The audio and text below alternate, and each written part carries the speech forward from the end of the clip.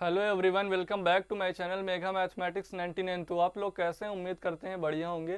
तो आज हम लोग एक्सरसाइज क्या नया चैप्टर ही लेके आए हैं। कौन सा चैप्टर? सारणिक। अभी तक हमने आव्यूह पढ़ा। आव्यूह किस लिए पढ़ा? सारणिक पढ़ने के लिए।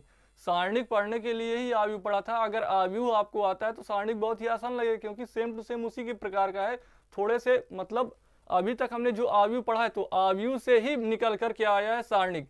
सारणिक क्या है तो सबसे पहले ये जानेंगे, फिर उसके गुणधर्म जानेंगे, फिर उसके मतलब सारणिकों का यूज कहाँ होता है, त्रिभुज में होता है। सारणिकों के द्वारा कैसे संगत समीकरणों को हल करके मतलब संगत निकाय असंगत निकाय जानेंगे। तो इसमें 4 5 6 एक्सरसाइज हैं टोटल। तो सबसे पहले एक्सरसाइज में सबसे पहली एक्सरसाइज की बेसिक समझेंगे, ठीक है। जैसे जैसे एक्सरसाइज करेंगे तो वैसे वैसे प्रत्येक एक्सरसाइज की हम बेसिक समझते चलेंगे। तो ये पहली एक्सरसाइज है, और पहले जब चैप्टर शुरू करते हैं तो बेसिक है उसका, ठीक है। तो सारणिक अभी जानते हैं सारणिक होता क्या है। तो यहाँ पर हमने वीडियो ज़्यादा लॉन्ग ना हो उससे इसके लिए पहले से लिख लिया है कि सारणिक है क्या। तो सारणिक अगर ऐसे ही समझे तो सारणिक एक प्रकार की संख्या है। क्या है? सारणिक आव्यूह से संबद्ध एक संख्या है। मतलब आव्यूह का किस आव्यूह का सारणिक बनता है। तो हमें जानना ये जरूरी है कि यदि हमने आव्यूह पढ़ा है तो उस आव्यूह में वर्ग आव्यूह का ही सारणिक बनेगा। किस आव्यूह का सारणिक बनेगा? वर्ग आव्यूह। वर्ग आव्यूह क्या होता है? ऐसा आव्यूह जिसके पंक्तियों और स्तंभों की संख्या बराबर होती है, वही तो वर्ग आव्यूह होता है। जब वो वर्ग आव्यूह होता है तो उसकी पंक्तियों और स्तंभों की संख्या बराबर होती है, तो उसी का जब सारणिक बनाएंगे तो सारणिक क्या होगा? ऐसा जब सारणिक देखेंगे तो हमें सारणिक में दिखाई देगा कि उसकी सभी पंक्तियां और स्तंभ, मतलब सभी पंक्तियां का मतलब पंक्तियों और स्तंभों की संख्या आपस में बराबर होगी। यदि 3 पंक्तियां तो 3 स्तंभ होंगे, 4 पंक्तियां तो 4 स्तंभ होंगे, ठीक है। तो ये आप समझ गए, और उसकी कोटि के बारे में भी जानते हैं। तो अभी समझते हैं इसकी परिभाषा क्या है। इन कोटि के प्रत्येक वर्ग आव्यूह को, समझ रहे हैं ना, तो वर्ग आव्यूह को ही सारणिक कहेंगे। लिखा हुआ इन कोटि के प्रत्येक वर्ग आव्यूह। आव्यूह क्या कैसे? आव्यूह को व्यापक रूप में इसी प्रकार तो लिखते हैं, तो वही तो लिखा हुआ एक आव्यूह ए है, ए आई जे के रूप में लिखा हुआ है। को एक व्यंजक एक संख्या द्वारा संबंधित करा सकते हैं। मतलब अगर संख्या या व्यंजक द्वारा संबंधित करा दें तो जिसे अगर संख्या या व्यंजक द्वारा संबंधित करा देंगे तो वही आव्यूह हमारा सारणिक का रूप ले लेगा, ठीक है ना। तो जिसे वर्ग आव्यूह का सारणिक कहते हैं, ठीक है। आव्यूह एक के सारणिक को डिटर्मिनेट ऑफ ए। देखो सारणिक को प्रदर्शित कैसे करते हैं। यदि हमें आव्यूह ए का सारणिक लिखना है तो इसको लिखेंगे क्या? तो इसको अगर आव्यूह ए का सारणिक लिखना है हमको, सारणिक, ठीक है, सारणिक लिखना है तो लिखेंगे कैसे? इसको हम लिखते हैं डिटर्मिनेट ऑफ ए।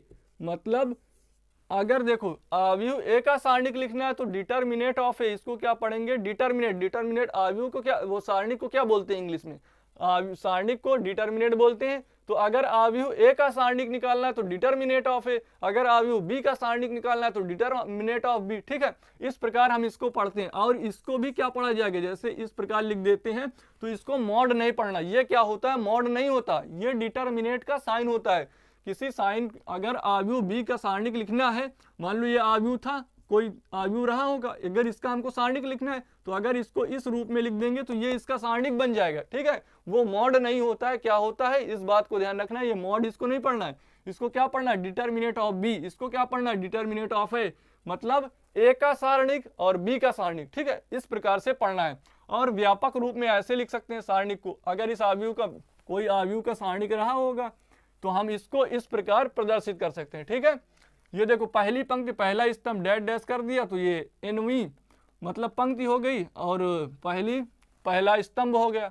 और यहाँ पे पहली पंक्ति दूसरा स्तंभ, दूसरी पंक्ति दूसरे स्तंभ डैश डैश डैश एनवी पंक्ति और दूसरा स्तंभ है। तो इस प्रकार ये एक सारणिक का व्यापक रूप है। क्या है? सारणिक का व्यापक रूप। अब सारणिक हमने समझ लिया। सारणिक क्या है? सारणिक एक संख्या है। वो सारणिक कैसे बनता है? सारणिक एक वर्ग आव्यूह का ही सारणिक बनता है। मतलब आव्यूह के मान, वर्ग आव्यूह जो होता है उसके मान को हम यहाँ पर निकालेंगे इस एक्सरसाइज में, ठीक। तो अब समझते हैं कुछ महत्वपूर्ण बिंदु जो दिए हुए हैं उनको समझते हैं। सारणिक केवल एक वर्ग आव्यूह के ही होते हैं। ये हमने आपको बता दिया कि सारणिक बनेगा किसका? वर्ग आव्यूह का बनेगा। सारणिक में पंक्तियों तथा स्तंभों की संख्या समान होती है। आप जानते हैं वर्ग आव्यूह की परिभाषा से क्या, क्योंकि आपने आव्यूह पढ़ रखा है। यदि आपने आव्यूह नहीं पढ़ा तो सबसे पहले आप वो पढ़ें, क्योंकि ये उसी से बनकर आया है, ठीक है ना। तो क्या होता है, जब वर्ग आव्यूह का सारणिक बनता है तो उसकी पंक्तियों और स्तंभों की संख्या समान होगी, ये तो आप जानते हैं। यही संख्या उसकी कोटि कहलाती। आप देखिए यदि किसी आव्यूह में 3/3 का है, 3/3 का है, तो यही तो उसकी कोटि कहलाएगी, क्योंकि मतलब अगर 3 पंक्ति 3 स्तंभ है तो मतलब 3/3 का उसकी कोटि होगी कि नहीं। ये तो हम जानते हैं कि कोटि क्या होती है, उसकी पंक्तियों और स्तंभों की संख्याओं का गुणन, जो गुणन होता है। और अगर गुणनफल निकाल लेंगे उसका तो वो क्या हो जाएगी, अवयवों की संख्या। अगर 3/3 का है तो इसमें अवयवों की संख्या क्या हो जाएगी, 3 स्क्वायर, आप जानते हैं। अगर 4/4 का होगा तो 4 स्क्वायर, अगर n/n का होगा तो n स्क्वायर। तो वही मतलब यहाँ पर अगर जितनी पंक्ति हो, सिर्फ आप सारणिक में पंक्ति गिन लीजिए या स्तंभ गिन लीजिए, क्योंकि उसमें बराबर ही होती है। अगर हमने सारणिक की पंक्ति जान ली है तो उसी का वर्ग कर दीजिए, क्योंकि हमको पता है कि सारणिक में क्या होता है, सारणिक में पंक्तियों और स्तंभों की संख्या समान होती है। जब समान होती है तो उसी का वर्ग करके उसकी अवयव ज्ञात कर लेंगे। तो यहाँ पर यही बताने की बात कर रहा है कि यदि सारणिक की कोटि n है तो उसमें अवयवों की संख्या n स्क्वायर हो जाएगी। समझ रहे हैं कि नहीं। अगर सारणी की कोटि n है, मान लीजिए 3/3 का है, तो इसमें 3 का स्क्वायर, ये क्या हो जाएगी, इसकी मतलब अवयवों की संख्या हो जाएगी, मतलब 3 3 को 9 इसमें अवयव होंगे। अगर 2/2 की सारणिक है तो इसमें अवयवों की संख्या कितनी होगी, 2 स्क्वायर, मतलब 2 2 जा 4 हो जाएगी। अगर 4/4 का, यहाँ पर 4/4 के सारणिक को हमको पढ़ना ही नहीं, आपके सिलेबस में सिर्फ 3/3 के ही सारणिक है। ठीक, अब देखते हैं चौथा नंबर, आव्यूह ए के सारणिक। हमने आपको बताया आव्यूह के ए का सारणिक लिखना है, तो इसको क्या पढ़ेंगे, डिटर्मिनेट ऑफ ए, मतलब ए का सारणिक। ये क्या है, इसको मॉड ऑफ ए नहीं पढ़ेंगे, क्या पढ़ेंगे, डिटर्मिनेट ऑफ ए, मतलब ए का सारणिक कहा जाता है। ना कि, देखो यहां पर साफ साफ लिखा है, क्या लिखा है, ना कि ए का परिमाण, क्या लिखा है, ना कि ए का परिमाण, मतलब मॉडुलस उसको नहीं पढ़ना, उसको क्या पढ़ना है, ए का सारणिक। तो ये हमारा हो गया सारणिक का परिचय, हमने जान लिया सारणिक का परिचय। अब हम सारणिक के प्रकार जानेंगे, कितने प्रकार के सारणिक हैं। अभी कोटि के आधार पर हम सारणिकों के प्रकार पढ़ते हैं। तो pause the video, note it down. सबसे पहला क्या आता है, प्रथम कोटि के आव्यूह का सारणिक। हम ऐसा एक आव्यूह लेंगे प्रथम कोटि का, ठीक है, मतलब जिसकी कोटि क्या हो, 1/1 हो, तो प्रथम कोटि के आव्यूह का सारणिक, क्या, प्रथम कोटि के आव्यूह का सारणिक देखते हैं। आव्यूह का सारणिक बहुत ही आसान है, प्रथम कोटि के आव्यूह का सारणिक देते हैं, जिसमें ऐसा आव्यूह जिसमें पंक्तियों और स्तंभों की संख्या क्या हो, 1 हो। तो हमने एक सारणिक ले लिया, मान लिया ए। अगर इसको व्यापक रूप में लिखेंगे तो ए आई जे, और आई और जे की वैल्यू यहाँ पर कितनी होगी, 1/1, मतलब अगर एक अवयव है किसी सारणिक के अंदर, आव्यूह के अंदर, किसी आव्यूह के अंदर एक अवयव है, तो इसमें पंक्तियों और स्तंभों की संख्या 1 1 है, तो 1/1 का हो जाएगा कि नहीं, कितने बाई कितने का होगा, 1/1 का, क्योंकि इसमें पंक्तियों और स्तंभों की संख्या 1 है। अगर इसका सारणिक लिखेंगे तो इसको कैसे लिखेंगे, इसको क्या पढ़ेंगे, डिटर्मिनेट ऑफ ए, मतलब ए का सारणिक पढ़ेंगे। ठीक, क्या पढ़ेंगे, ए का सारणिक मतलब डिटर्मिनेट ऑफ ए। तो इसकी वैल्यू कितनी आएगी, 1 आ जाएगी, क्योंकि यहाँ पर 1 ही है। अगर देखो आव्यूह ए बराबर 3 दिया है, प्रथम कोटि के आव्यूह की बात कर रहे हैं अभी, मतलब ऐसा आव्यूह जिसमें केवल एक पंक्ति एक स्तंभ हो, ठीक है ना, तो उसके अंदर एक ही तो अवयव हो सकता है। ठीक, तो यहाँ पर एक पंक्ति एक स्तंभ है, 1/1 का है, तो इसका अगर सारणिक निकालेंगे, अगर इसका मान निकालेंगे, डिटर्मिनेट ऑफ ए निकालेंगे, मतलब ए का सारणिक निकालेंगे, तो वो स्वयं अवयव उठ के आ जाता है। क्यों, क्योंकि इसमें केवल एक ही अवयव है। अगर देखो, अगर 1 प्रथम कोटि के अवयव का सारणिक निकालेंगे, तो अगर उसके अंदर ए दिया हुआ है अवयव, स्मॉल ए है, तो इसका जो सारणिक निकलेगा वही अवयव आ जाएगा। ये आपको ध्यान रखना है। क्या रखना है कि अगर हम प्रथम कोटि के आव्यूह का सारणिक निकाल रहे हैं तो डायरेक्ट आपने उसमें एक ही पंक्ति एक ही स्तंभ है, तो आप डायरेक्टली उस अवयव को ही रख सकते हैं। ठीक, तो इतना आप समझ गए हैं इस आव्यूह के बारे में, प्रथम कोटि के आव्यूह कैसा होता है, प्रथम कोटि के आव्यूह का सारणिक, ये हमने जान लिया है।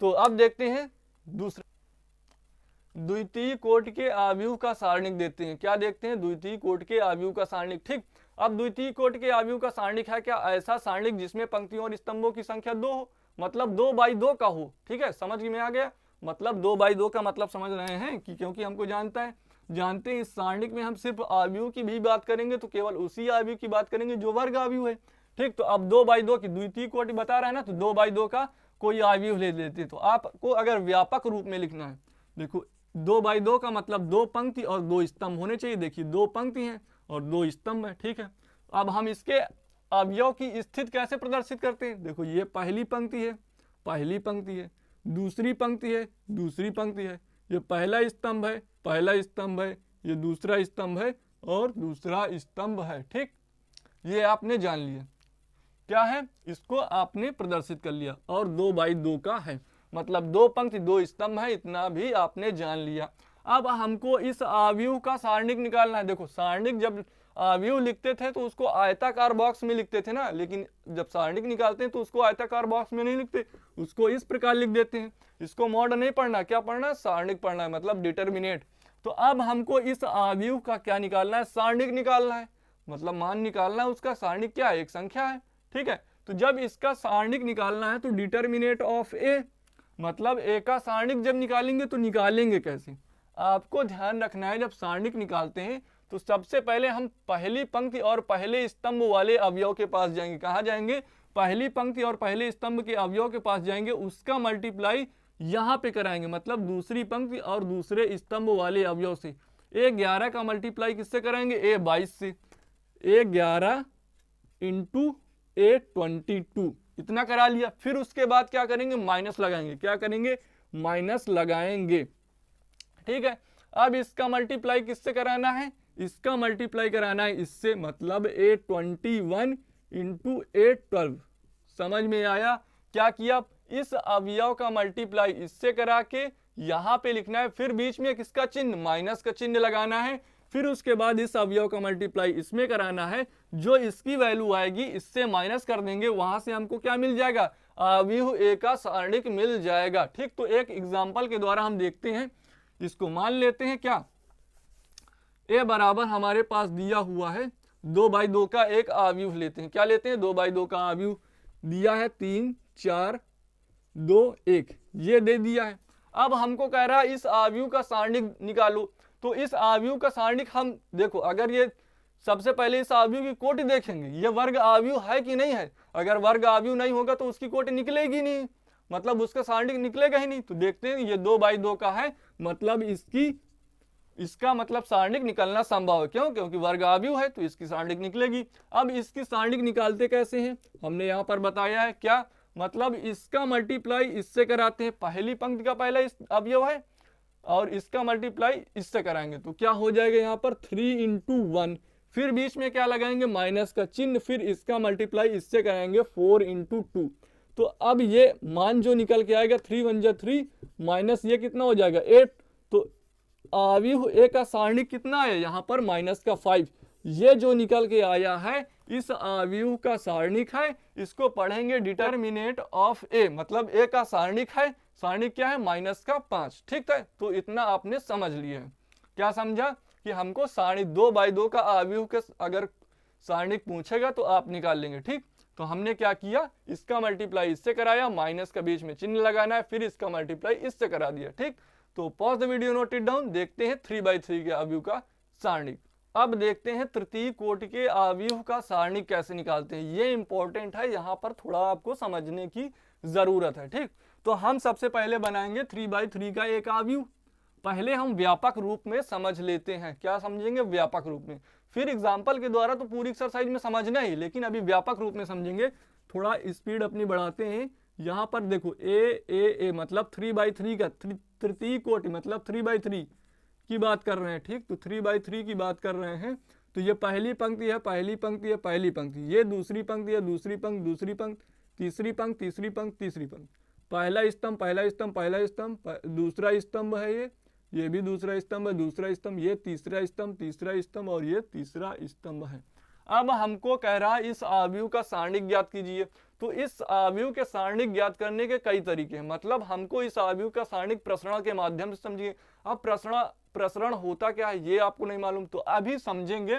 मान लेते हैं R1 के अनुदिश, मतलब पहली पंक्ति के अनुदिश। देखिए आपको आव्यूह पढ़ना ही पड़ेगा, तभी ये R1 R2 समझ में आएगा। अगर आव्यूह नहीं पढ़े हैं तो पहले आप आव्यूह पढ़िए, उसके बाद यहाँ पे आना है। ठीक, तो R1 के अनुदिश अगर हम प्रसरण के माध्यम से R1 के अनुदिश प्रसरण करके हम इस सारणिक का मान देखो हम R1 के अनुदिश करके, R2 के अनुदिश करके, R3 के अनुदिश, किसी के अनुदिश करके हम मान अगर निकालेंगे तो सबका मान एक ही आने वाला है। तो हम एक करके आपको सिखा रहे हैं कि R1 के अनुदिश प्रसरण करके हम कैसे मान निकालेंगे। ठीक है, तो हमको लेना है यहाँ पर अगर इसका ए का सारणिक निकालना है तो सबसे पहले क्या लेना है, A11।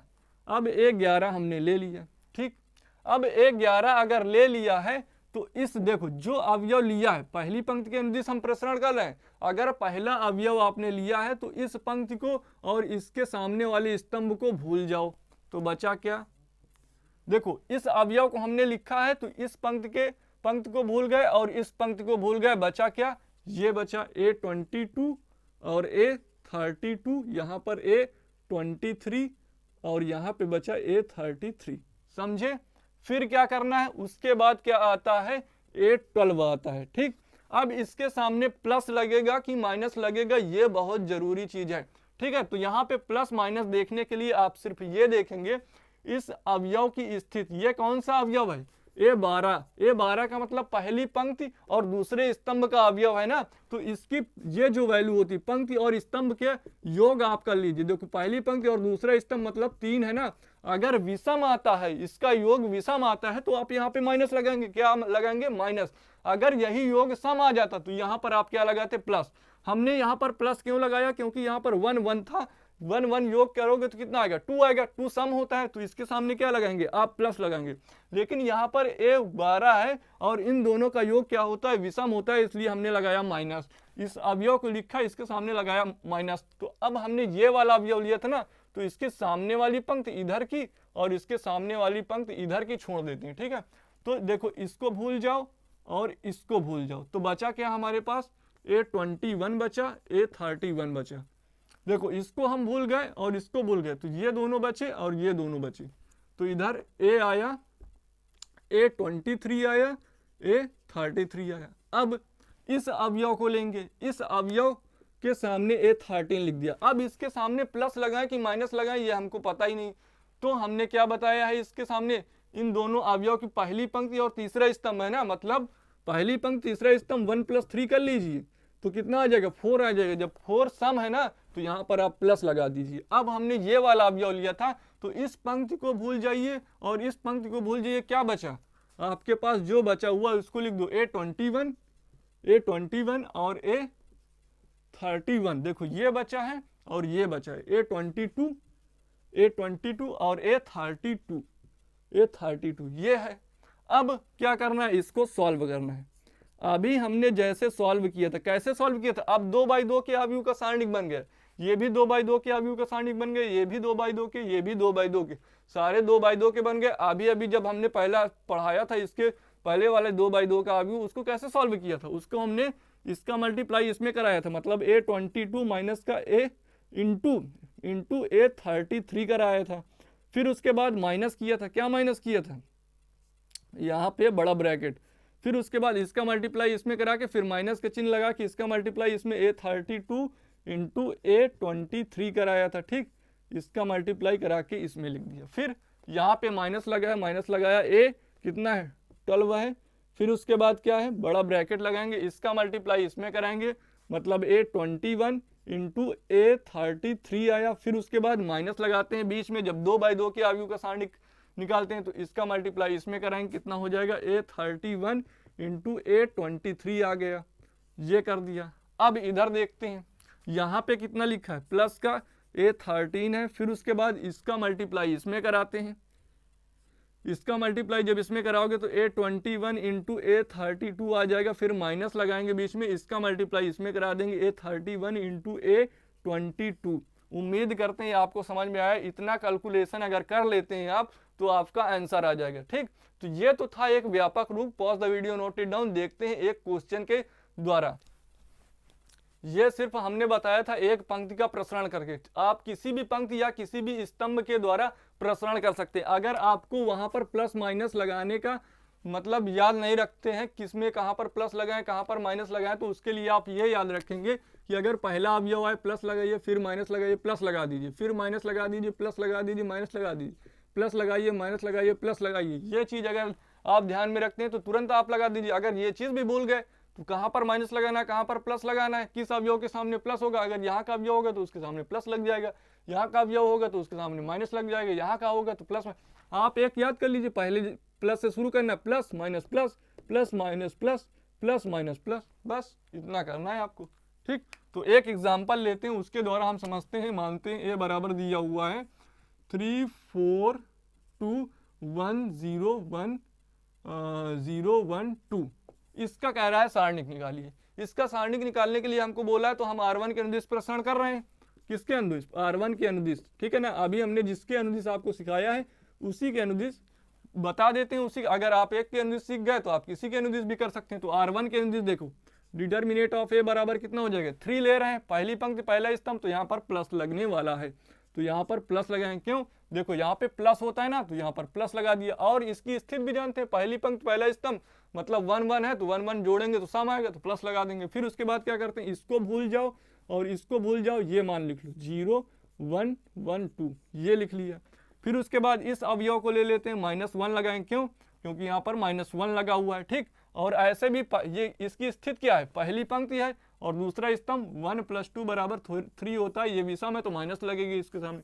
अब इसको छोड़ दो, इसको छोड़ दो, बचा क्या 4 और 2, 1 और 2 बचा। फिर अवयव 0 ले लेंगे, 0 ले लिया और फिर इसको भूल जाओ और इसको भूल जाओ, बचा क्या 4 बचा, 2 बचा, 0 बचा, 1 बचा, 0 बचा, 1 बचा, बस। अब इसका कैलकुलेशन करना है और यहाँ से मान निकाल लेना है 3। इसका मल्टीप्लाई इसमें कराएंगे। इसको सॉल्व कैसे करते हैं, 2/2 के अवयव का सारणिक आप सॉल्व कर लेते हैं। इसका मल्टीप्लाई इसमें 0 आ जाएगा, माइनस लगाते हैं बीच में, इसका मल्टीप्लाई इसमें तो 1 आ जाएगा, यहाँ पे -1 लिखा है। इसका मल्टीप्लाई इसमें कराएंगे तो 8 आ जाएगा, इसका मल्टीप्लाई इसमें 2 आ जाएगा। यहाँ पे 0 का मल्टीप्लाई कितने भी कराएंगे तो 0 ही आने वाला है। अब इसको आप सॉल्व कर लीजिए, 3 × -1, माइनस का 1 इंटू, यहाँ पर माइनस करेंगे कितना आ जाएगा 6 आ जाएगा, तो -3 -6 बराबर कितना आने वाला है -9। तो ये आपका 3/3 के अवयव का सारणिक निकालने का तरीका था। तो आपने क्या किया, अभी हमने आपको सिखाया R1 के अनुदिश प्रसारण करके। अब जब जैसे जैसे एक्सरसाइज में पहुंचेंगे तो वहां पर हम लोग निकालेंगे। तो pause the video, note it down. इतना आपको समझ में आया होगा, उम्मीद करते हैं। फिर मिलते हैं आपसे नेक्स्ट वीडियो में। वीडियो बहुत ही लंबी हो रही है।